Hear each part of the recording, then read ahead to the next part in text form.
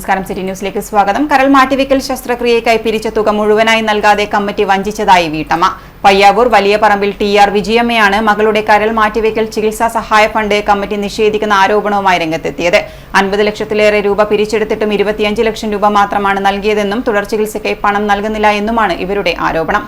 9 വയസ്സുകാരിയായ മകൾ ഹൃദ്യയ്ക്ക് കരൾ മാറ്റിവെക്കൽ ശസ്ത്രക്രിയ നടത്തുന്നതിനായി ചികിത്സാ സഹായ കമ്മിറ്റി രൂപീകരിച്ചിരുന്നു. വിജയമ്മ തന്നെയാണ് കരൾ പകുത്തു നൽകിയത്. എന്നാൽ 50 ലക്ഷത്തിലേറെ രൂപ പിരിച്ചെടുത്തിട്ടും ചികിത്സയ്ക്കായി കോഴിക്കോട് മൈത്രി ഹോസ്പിറ്റലിൽ കമ്മിറ്റി നൽകിയത് 25 ലക്ഷം രൂപ മാത്രമാണ്. ബാക്കി തുക തുടർ ചികിത്സയ്ക്കായി ഇതുവരെ നൽകിയിട്ടില്ലെന്നും ചോദിക്കുമ്പോൾ തന്നെ ഭീഷണിപ്പെടുത്തുകയാണെന്നും വിജയമ്മ പറഞ്ഞു. ഫെബ്രുവരി 26-ാം തീയതി ഡോക്ടർ നമ്മളോട് പറഞ്ഞു, ഇനി നിങ്ങൾക്ക് വീട്ടിൽ പോകാം, ഇടയ്ക്ക് മാസത്തിൽ ഒന്ന് വന്ന് കാണിച്ചാൽ മതി എന്ന്. നമ്മൾ ഈ വിവരം കമ്മിറ്റിക്കാരെ അറിയിച്ചപ്പോൾ നമ്മളെ വീട്ടിലോട്ട് വരാൻ സമ്മതിക്കാതെ ഭീഷണിപ്പെടുത്തുകയും ഇനി 5 മാസം അവിടെ തുടരുകയും ചെയ്യണമെന്ന് പറഞ്ഞു. നമുക്ക് അവിടെ താമസിച്ചതിൻ്റെ വാടക തരികയോ ഒന്നും ചെയ്തിട്ടില്ല.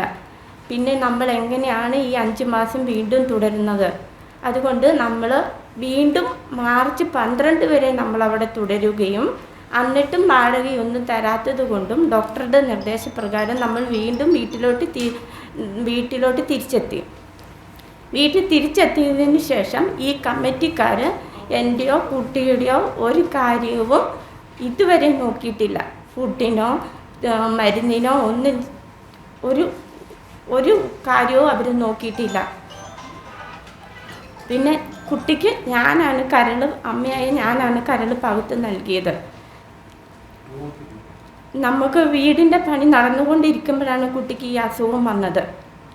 അന്നേരം ഇപ്പം ഈ കമ്മിറ്റിക്കാർ ഇപ്പം നമ്മൾ കേട്ടറിവാണ് വീടിൻ്റെ പണി നടത്തുന്നുണ്ടെന്ന്. ഈ വീട് നമുക്ക് പഞ്ചായത്തിൽ നിന്ന് കിട്ടിയ വീടാണ്, അതിൻ്റെ തുടർപ്പണിയാണ് അവർ ചെയ്തുകൊണ്ടിരിക്കുന്നതെന്ന് പറയുന്നു. ഇപ്പം സർജറി ചെയ്തത് എനിക്കും എൻ്റെ കുട്ടിക്കുമാണ്. ഞങ്ങളുടെ മരുന്നിനോ ഭക്ഷണത്തിനോ ഒന്നും തരാതെ ഇവർ ഇതുപോലെ പൈസ ചെലവഴിച്ചാൽ എൻ്റെ കുട്ടിയുടെ തുടർ ചികിത്സയ്ക്ക് ഞങ്ങൾ വളരെ ബുദ്ധിമുട്ട് അനുഭവിക്കുന്നു. ഇനി തുടർന്ന് ചികിത്സയ്ക്ക് യാതൊരു നിർവാഹവുമില്ലാതെ നമ്മൾ ബുദ്ധിമുട്ടുകയാണ്.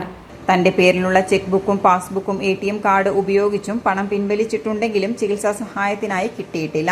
ഇത് സംബന്ധിച്ച് പരിയാരം പോലീസിലും ചികിത്സാ സഹായ കമ്മിറ്റി രക്ഷാധികാരിയായ സജി ജോസഫ് MLAക്കും പരാതി നൽകിയെങ്കിലും നടപടി ഉണ്ടായില്ലെന്നും വിജയമ്മ പറഞ്ഞു.